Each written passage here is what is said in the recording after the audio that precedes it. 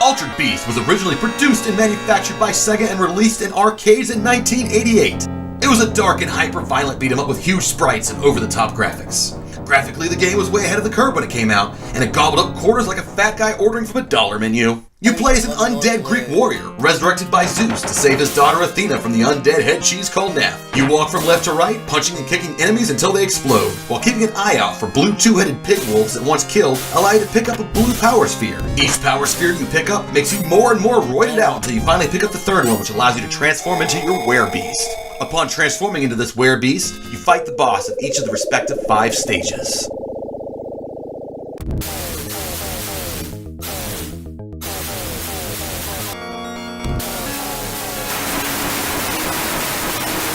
And of course, after you beat the boss in the level, you lose all your powers to freaking Zordon! Zordon? Why are you in this game? This isn't Power Rangers! Caleb here, little exposition, in the beginning about Altered Beast. Now we're going to talk about the Sega Genesis version of this game, because that's the main version that I've always played and always loved and always wanted to go back to playing. Let's check it out. The second level is where this game starts to get really pretty freaking hard. You got these little purple face hugger guys right here, and they'll just jump on top of your face if you don't kick up. So B punches, C kicks, A jumps. If you hold up to jump, you can do like a higher jump. But these little blue guys are just really freaking annoying to try to kill to get these power-ups. There's snakes coming out of the freaking ground, there's pigs everywhere, and you just gotta kill these little pig beasts. And I'm telling you, these purple things are so annoying, and you always end up missing the power-ups. And if you miss the power-ups, you have to go back, and it just keeps letting you try to, try over and over again. And these birds are just so annoying. They spam the shit out of you. Oh, God! Fuck!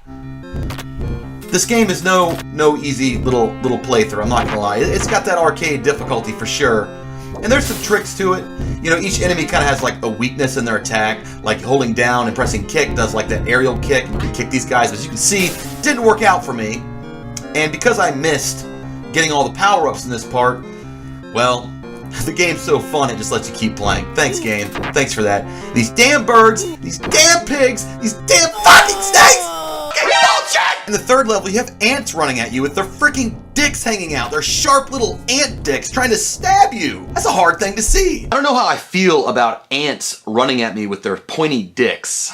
Just gonna say that. That's a weird thing to see in a game as a kid. It's like, that's obviously them running towards you with their dicks.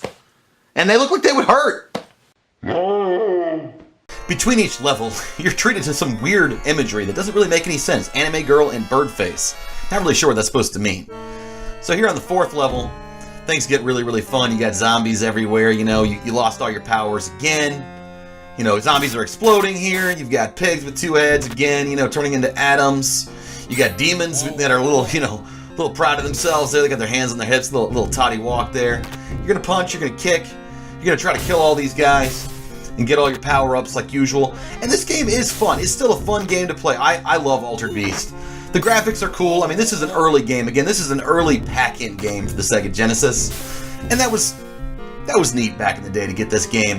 And it's definitely a decent port of the arcade game. The collision detection's not all there. The music's great.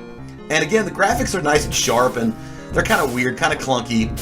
But they're detailed, and they look better than anything I saw on the NES at the time, and that's what really impressed me about this game. And again, the music's cool. It's very catchy, kind of dark, and kind of gothic almost.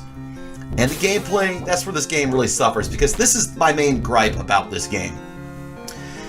You fight through all these hordes of demons and headless assholes and blue pigs and shit like that. And when you finally get powered up, when you finally get to turn into your werebeast, and there's several ones, you turn into like a werewolf, a were-tiger, a were-bear, a were-dragon, and then like finally the fifth and final form is like the golden werewolf.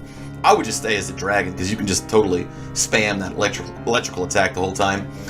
But when you finally get to power up into this form, you really only get to use it against the boss, unless you kind of cheap it out to where, you get it at a certain point in the stage to where you can still go through that last little panning section of the stage where it scrolls for you as it tries to let you get more power-ups.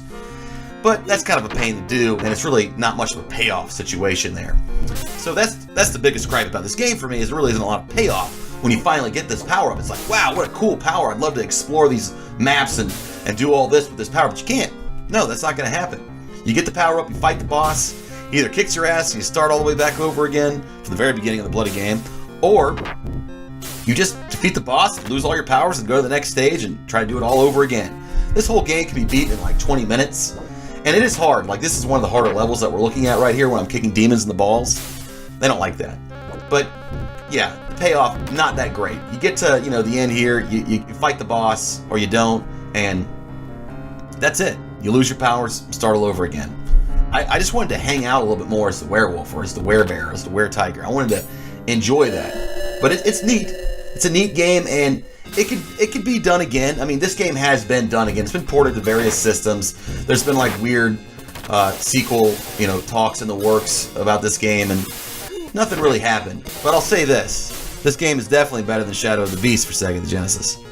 But if I was going to rate this game nowadays, other than just nostalgia, because that's purely the only reason I would ever even touch this game again, is just pure nostalgia, I'd give this game like a 4 out of 10.